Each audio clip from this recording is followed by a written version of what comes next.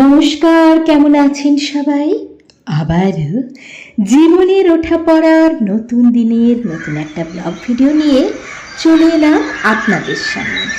এখন অনেকটা ভোর 5টা বাজে।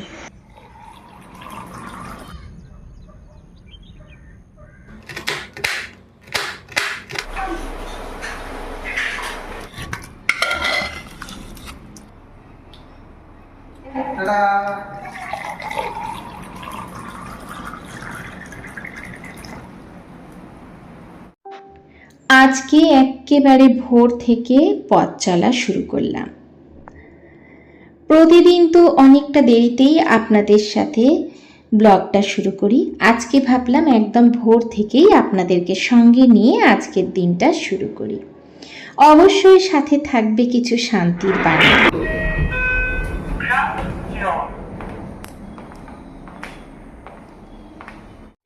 প্রথমেই ঘরের আশিবাসি কাজ সেরে আমি একটু হাঁটতে বেরিয়ে গিয়েছিলাম, কারণ ভোরে উঠে হয় প্রাণায়াম, নালে যোগা, নালে হাঁটা, এটা কিন্তু ভীষণভাবে দরকার।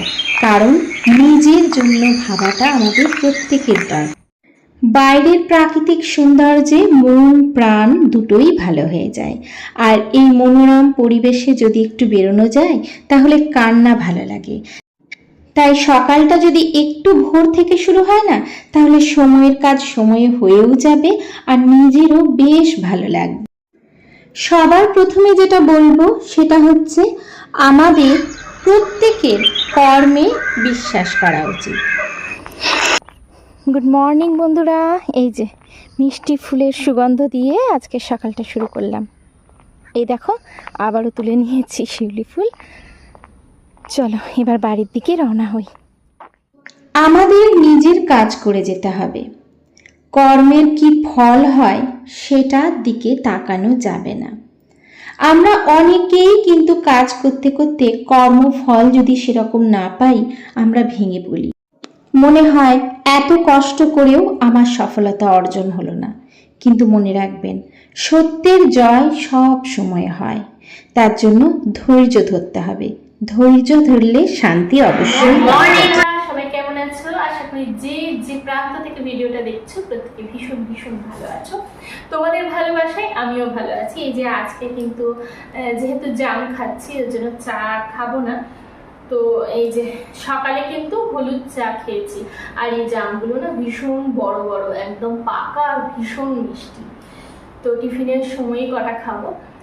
আর পুজো টুজো তো দেওয়া হয়েই গেছে, আর মোটামুটি কাজও অনেকটা এগিয়ে গেছে। আমি দেখতে থাকো, আশা করছি ভালো লাগবে। চলো প্রথমে খেয়ে নিই, তারপরে তোমাদের কাছে ফিরে আসছি। আর সকালের ব্রেকফাস্টে এরকম আলু চচ্চড়ি দিয়ে রুটি খেতে কার কার ভালো লাগে অবশ্যই কমেন্ট সেকশনে জানাতে পারো। আমার কিন্তু ভালোই লাগে আলু চচ্চড়ি, রুটি বা ওই বানগুলো, ব্রেড, এগুলো আমার ভালোই লাগে। ব্রেড তো আমি বেশিরভাগ দিনই চা দিয়ে হয়তো একটু ব্রেড খেয়ে নিলাম, বা হয়তো শুধুই ব্রেড খেয়ে নিলাম, এরকম করি হালকা পিঠ সেকে। আমার ভালো আমি পড়িয়ে দিই দেখ।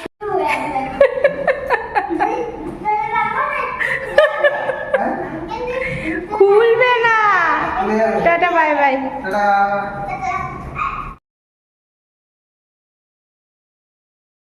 আজকে সকালবেলায় এমন কিছু ঘটনা ঘটে গেছে যার জন্য আনতে পারিনি। আর ছোট বেটুও আজকে কিন্তু স্কুল যেতে পারেনি। তো কি ঘটনা ঘটেছে পুরোটাই আপনাদের সাথে শেয়ার করছি। তো যাই হোক, তার জন্য এখানে করলা আর শসা আমাকে দিয়ে পাঠিয়েছে। যাই হোক, ভালোই হয়েছে। আমি এখন রান্না করতে এলাম। এখন কিন্তু প্রায় অনেকটা বেজে গেছে, এখন 12টা বাজে, মানে দুপুর হয়ে গেছে। এখন আমি এসেছি, আসলে এই ভাতটা শুধু হয়েছে। আর যেহেতু আমাকে ফোন করে বলেছেন যে তেঁতুল ডালি করবে, করলা বা উচ্ছে কিছু পেলে তোমাকে এনে দেবে, তার জন্য কিন্তু আমি করিও নি। তো চলুন তাড়াতাড়ি করে নিই, আর দেরি করলে হবে না। তো আজকে এই যে একটুখানি উচ্ছে দিয়ে ডাল করার ইচ্ছে ছিল, মানে ডাল শুক্তানি। তো সেটা কালকেই আলোচনা হয়েছিল। আপনাদের দাদা কিন্তু এনে দিতে পারেননি। আপনাদের দাদার একজন কলিগ আছেন, উনি কিন্তু এনে দিলেন।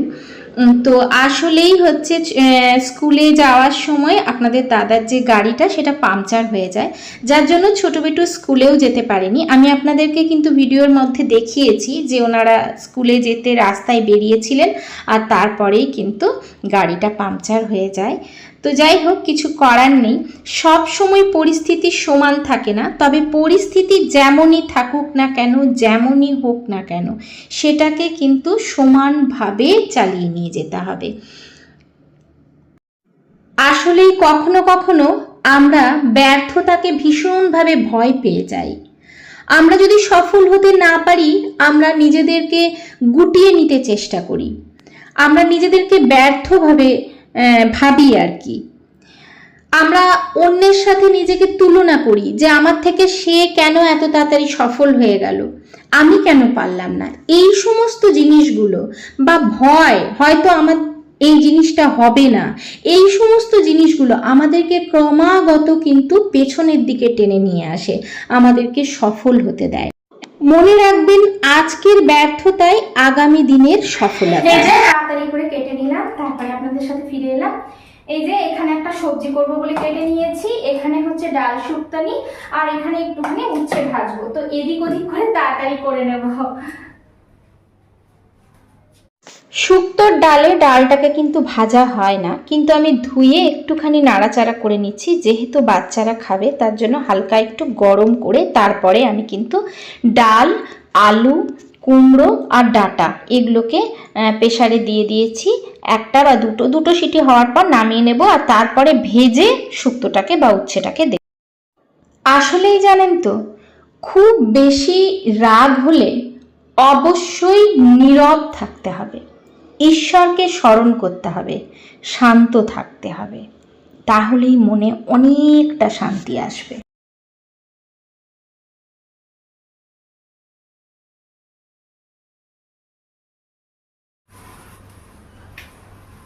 এদিকে এই যে টাটকা পুঁই শাক নিয়ে চলে এসেছি, একদম কাছে, খুব সুন্দর হচ্ছে। মানে বাড়ি যাওয়ার পরে পুঁই গাছগুলো সেরকম ভাবে ঠিক ছিল না, তারপরে দেখছি আবার বেশ সুন্দর ভাবে হচ্ছে। চলুন কেটে নিই। এখানে 5 ফোড়ন আর শুকনো লঙ্কা ফোড়ন দিয়ে পুঁই শাকটা করে নেব। জানেন তো, আমাদের অপমানও একটা বড় ভূমিকা পালন করে। কেউ যখন অপমান করে না, তখন সঙ্গে সঙ্গে আমরা প্রতিশোধ নেওয়ার চেষ্টা করি, কিন্তু না, প্রতিশোধ নয়। আপনি অন্যের মতো হতে যাবেন কেন? নিজের চরিত্রই হচ্ছে তার প্রকৃত পরিচয়। কেউ অপমান করলে আপনি নীরব থাকেন, দেখবেন যার যা ফল পাওয়ার সে নিজেই পাবে। সুখ এবং দুঃখ এগুলো আসবে আর যাবে, এটাই কিন্তু প্রকৃত নিয়ম। শুধুমাত্র সুখে থাকবো, দুঃখ আসবে না, এমন কিন্তু হতে পারে না। দুঃখ না এলে সুখটাকে অনুভব করবেনটা কি করে, তাই না? এখানে আজকে পুঁই চচ্চড়িতে শুধু জিরে আর আদা বাটা দিয়েছি, আর কিচ্ছু দিনই সাথে দিয়েছি নুন, হলুদ, 5 ফোড়ন। খুব সুন্দর হয় জানেন তো। অল্প আঁচে করব বলে এটাকে ইন্ডাকশনে আস্তে আস্তে হতে দিলাম। জীবনে শান্তি পেতে গেলে আমাদের যেগুলো মনে রাখতে হবে সব থেকে বেশি করে, সেটা হচ্ছে ফলের চিন্তা বা ফলের আশা করলে হবে না। ফল কি হবে সেটা নয়, নিজের কর্ম আর কর্তব্য পালনের মধ্য দিয়েই আমাদের কিন্তু শান্তি আসতে পারে, তাতে ফলের আশা করলে চলবে না। বাবা একটু শরবত নিয়ে যাও সোনা। বাবা হয়ে গেছে, একটু শরবত নিয়ে যাবে। সব সময় মনে রাখতে হবে, ব্যর্থতাই শেষ কথা নয়, ব্যর্থতার পরেই কিন্তু সফলতা আসে। যে কোনো জিনিসে ভয় পেলে চলবে না, ভয়কে জয় করতে হবে। আমাদের সব সময় ভয়ের থেকে সরে গেলে চলবে না।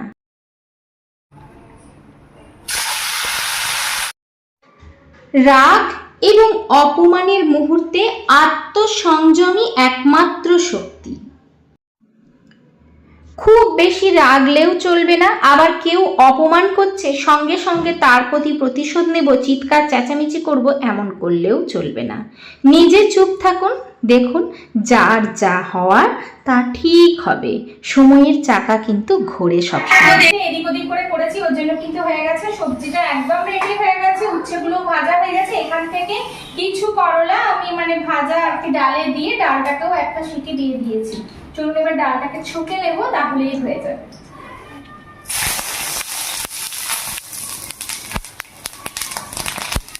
এখানে 5 ফোড়ন শুকনো লঙ্কা, তার সাথে একটুখানি গ্রেট করে আদা দিয়েছি। এই ডালটা আমি সম্পূর্ণ আমার মায়ের কাছ থেকে শিখেছি। যাই বলেন তাই বলেন, যতই শিখি আর যতই যাই করি, মায়ের হাতের স্বাদ কিন্তু কোথাও পাওয়া যায় না। শেষে ঘি দিয়ে নামিয়ে দেব। খেতে চলে এসো, খেতে চলে এসো। আমি ওর জন্য আগে খেতে দিয়ে দিচ্ছি, যে আগে খেতে দিই তারপরে সবকিছু করব। এই যে বড় ছেলেও চলে এসছে, আর এখন ঘড়ির কাঁটায় টুকটুক করে 2টো বেজেও গেছে। ভাবলাম খেতে দিয়ে দিই, তারপরে। সব থেকে বড় কথা, সুখ আর দুঃখকে সমানভাবে মেনে নিতে পারলে জীবনে সব সমস্যার সমাধান হবে। ভিডিওগুলো কেমন লাগছে জানাতে ভুলবেন না। যদি নতুন বন্ধু এসে থাকেন, চ্যানেলটাকে সাবস্ক্রাইব করে অবশ্যই লাইক আর হাইপ দিয়ে পাশে থাকবেন। বেশি ভালো লেগে থাকলে ফ্রেন্ড আর ফ্যামিলির মধ্যে শেয়ার করতে একদম ভুলবেন না। সবাই সুস্থ থাকবেন, ভালো থাকবেন। অনেক অনেক শুভেচ্ছা, আন্তরিক অভিনন্দন। আজকে আসি, আবার চলে আসবো নতুন ভিডিওর সাথে। ততক্ষণ পর্যন্ত টাটা।